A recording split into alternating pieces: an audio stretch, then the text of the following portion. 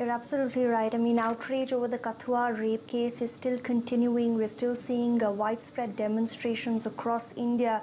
And in light of that, another case has come to light, this time from the state of Uttar Pradesh in the town of Eta, where an 8-year-old girl was allegedly lured away by this accused, who's an 18-year-old man. He reportedly took her to an under construction house very close to the place where the wedding ceremony was being held. The crime reportedly took place at about 1:30 a.m. local time, and we're being told that the girl's parents were busy with the wedding festivities and hence didn't notice her absence right away. It was only much later that they sounded an alarm, which is when a search party was launched, and sadly by then this girl was found dead in that same under construction house. And like you said, the accused, drunk, unconscious, found lying right next to her. Yes, and these rallies that are happening across India, reminiscent of what happened after the 2012 gang rape of a woman on a bus in India. But this time around, the opposition figures are blaming the government for not doing enough. Is that a valid criticism?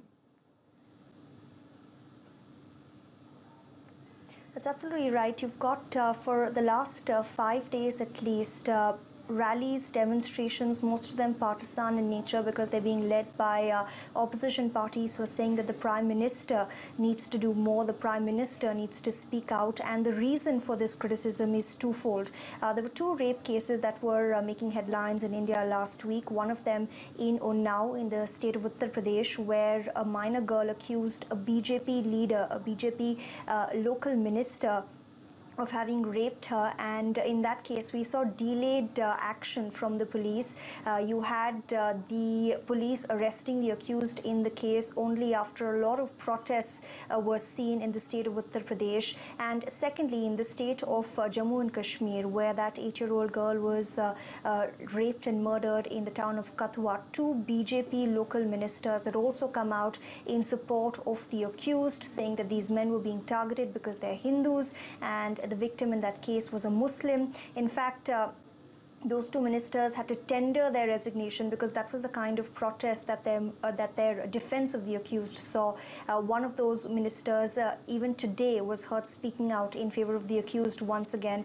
So that's really the criticism, that the Prime Minister's party, the BJP, needs to do more to send out a message to curb people within its own ranks who seem to be endorsing these crimes in one way or the other.